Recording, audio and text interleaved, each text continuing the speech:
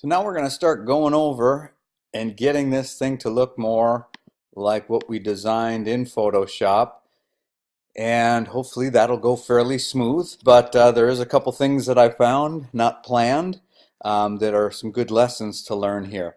So what we're going to do first of all is go to a new version of the folder, open up all the pages, the index, portfolio, and contact, and if you have more, open them up too. And we will just start going through. And first of all, let's get rid of some of these colors that are no longer needed. In the main CSS, they should be pretty easy to find because your colors were based on a color palette. So, either just by hovering over them or seeing that it's a mix, not just like a named out color like red or blue, that's probably a good indicator. So it looks like the first one we come across here is right here, footer background color. So we can get rid of that. And then similarly, we're just going to go through and every place we find one of those test colors, we'll get rid of it and or replace it with a color if need be. But in most cases, it'll just be a matter of getting rid of it and letting the background or the color that's behind it show through. Here's another one here in the list item. And if you haven't put in the images that you made for your portfolio, now's a good time to do that. And just real quickly, again, the easy way to do that is just go to the end of the type of image and delete all the way through to the /, click in your /, and then it should bring up this little browse menu. And then just put your images in the order that you want them in. And make sure at this point that you do put in some alt text just so you don't seem insensitive. And you just have to make it as appropriate for whatever subject it is as possible. And then once you run out of images, we're just going to find that beginning and end div tag, make sure we copy all of it.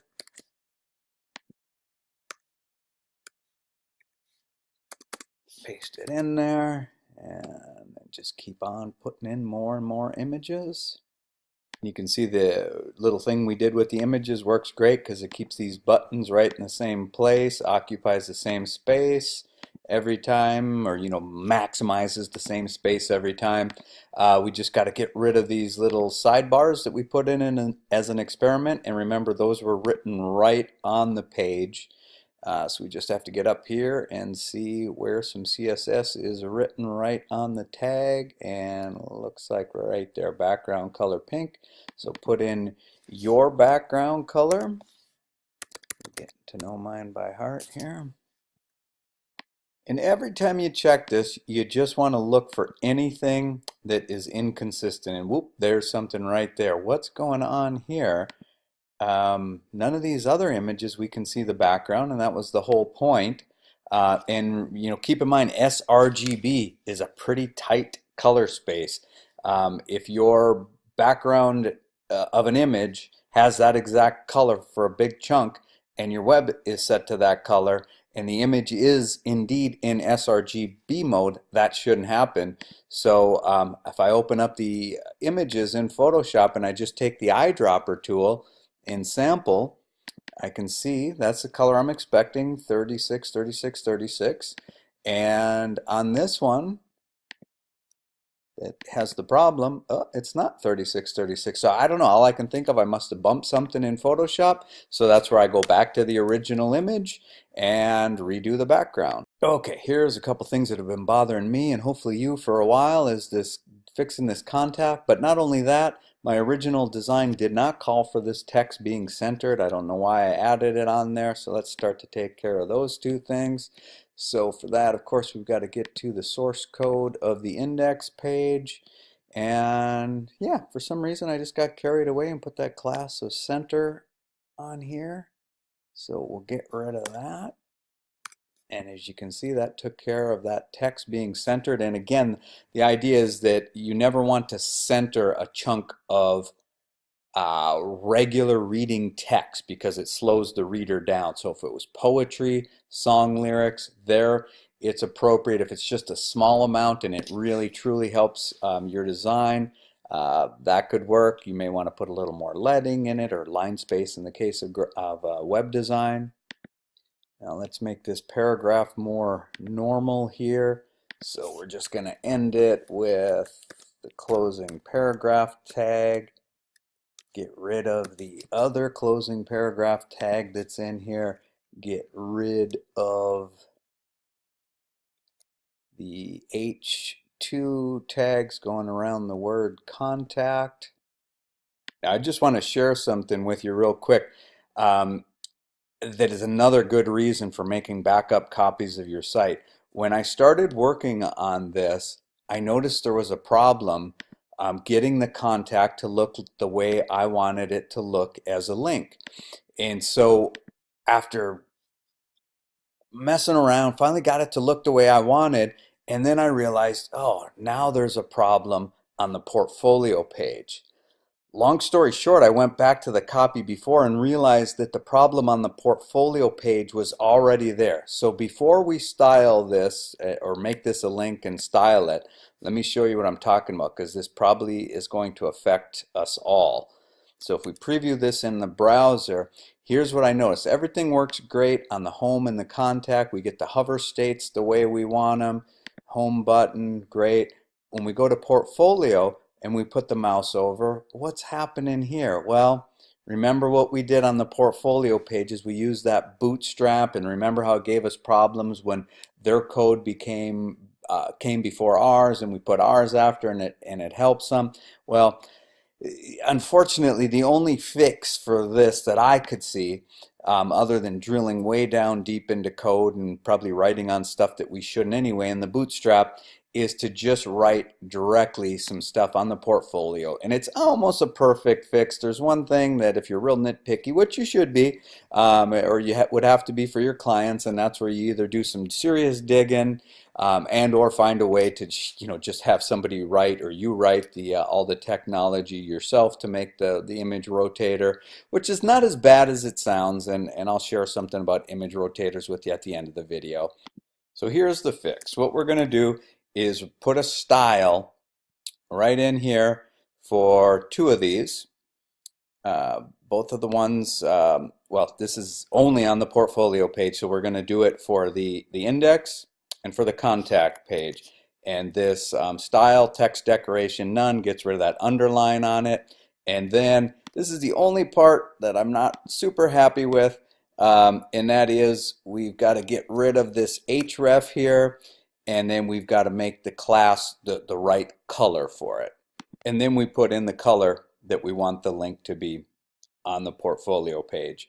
And then by taking the link out, it no longer wavers back to that funky blue color. So with this workaround, everything works great. The only thing, and it's pretty minute, is when you put the cursor over portfolio, it's not the finger like it is here. Might be a way we can fix that. And yes, success. Okay, so here's what I did. You just add one more style, and that is the cursor itself, pointer, semicolon. And as you're writing this, you'll see there's all different things you can do for the cursor itself. Now that that's fixed, we will actually go back and fix this contact. So what the idea is that if the reader's reading through here and they see contact me, maybe they're too lazy to look up at the top of the website. So let's turn this into a link. Now, in order for them to know that it's a link, in the old days it would be underlined, but that's kind of become tacky, if you will, anymore. It just looks like old web design. So usually just making a word a different color, people know that it's a link. Now, some people might consider this redundant because there's a contact up here. I consider it to be more convenient. I wouldn't overdo things, like don't have two navigations that do exactly the same thing. But this just happens to be something that as people are reading, they can contact you. So the easiest way to do this, let Dreamweaver do the work in this case, we'll highlight the word contact. We'll go up here to insert, and then we'll find hyperlink, and we'll use this menu to to help us. So it is the word contact. It picked that out fine. We don't need to change the target like you did on your site to make it open in a different page. It makes more sense that it opens right in our website.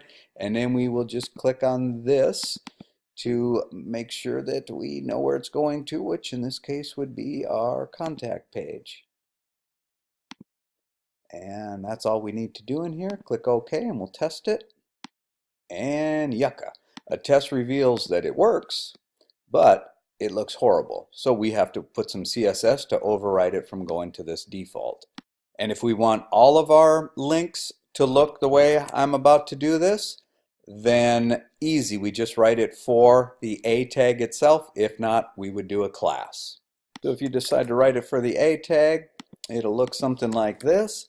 And the main thing that we're doing here is text decoration, none, so it's not underlined.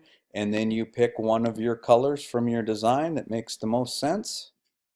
Okay, so much better. Just blends in with the text, but yet sticks out enough so that people know that that's what it does.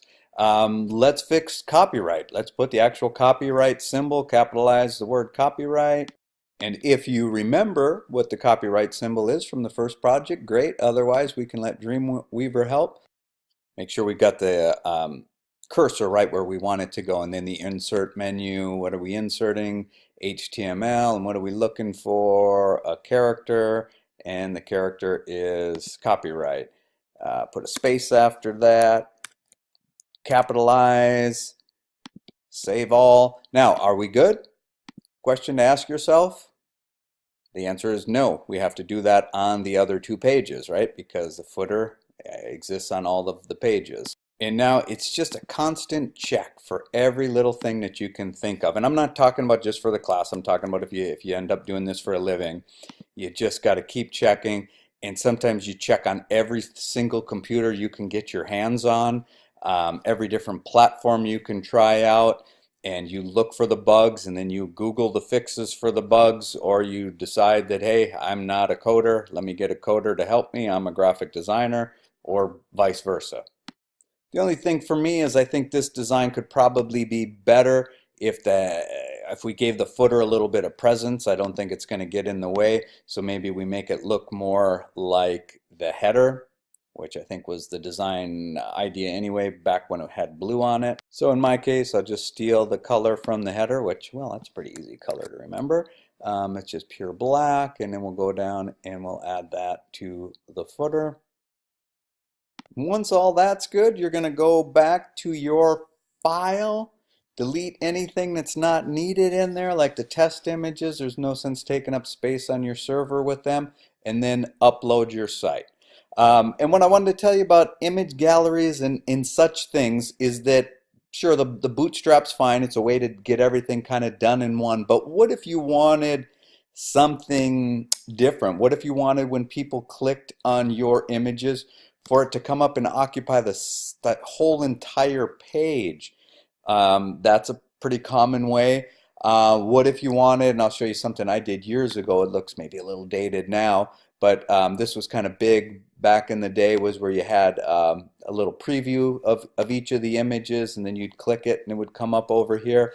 I just started Googling what I was looking for, and either you're going to find one of two things. People will be kind enough to put the code online, and you just copy it and paste it. Usually there's little instructions like copy this CSS file, put this HTML in your code, just replace these images with your images, a lot like what you did there just now on our image rotator.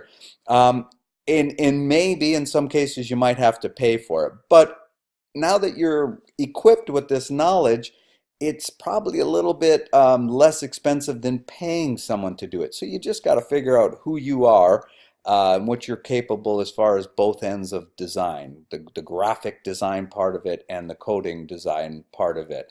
And then, you know, Dreamweaver keeps getting better every year that they come out with. We have that new feature now where we can select something, do the Command E, and find out all the CSS that applies to it. And now that you know some of this, you can drill down and fix it, make it your own colors, and so on.